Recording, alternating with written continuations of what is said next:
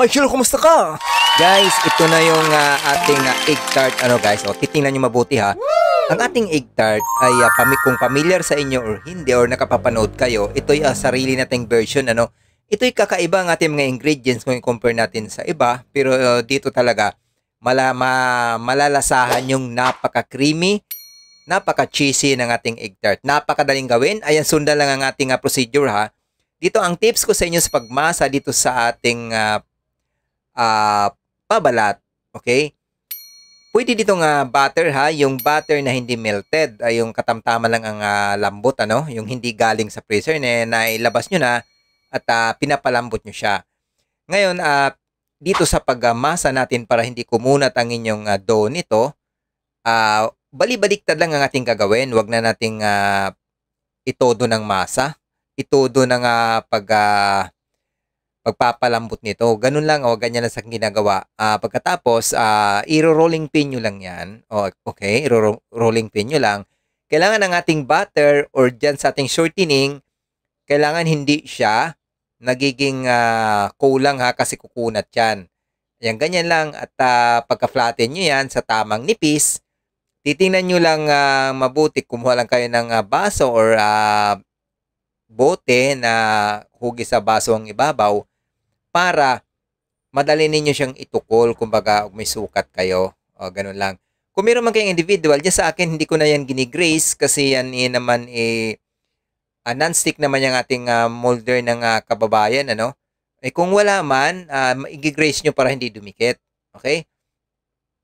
Ganyan lang guys, kadali, ganun lang talaga kadali ang ating egg tart, ano? Dito sa egg tart natin, napakaganda, napaka-creamy talaga. Pang negosyo at pang merienda, pasok talaga to. Gustong-gusto sa ating mga kids itong ating egg tart na niluluto.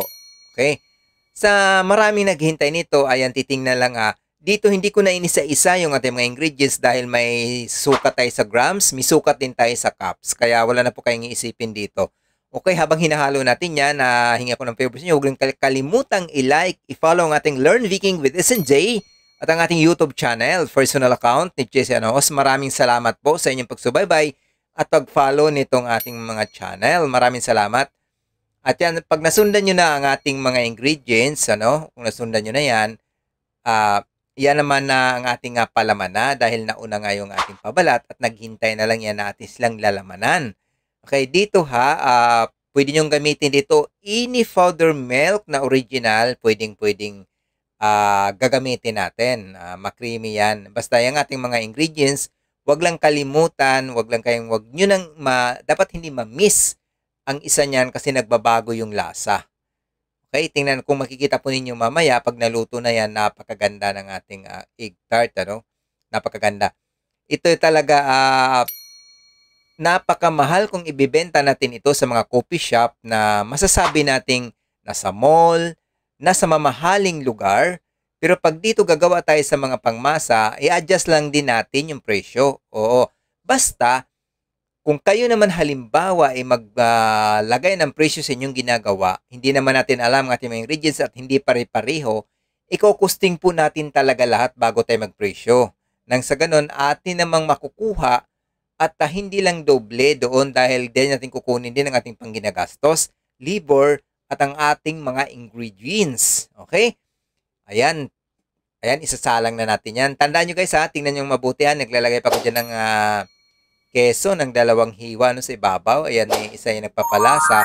Kahit anong keso dyan, pwede natin gamitin. Ayan, luto na ang ating egg tart niyan, di ba? Napakaganda. Kahit na umagahan niya, napakaganda ng ating pabalat. Basta tama lang kayo sa pagmamasa. Okay, maraming salamat. Ayan, ating full of recipes. Maraming salamat din sa bye-bye sa ating mga baking tutorial videos. Happy baking!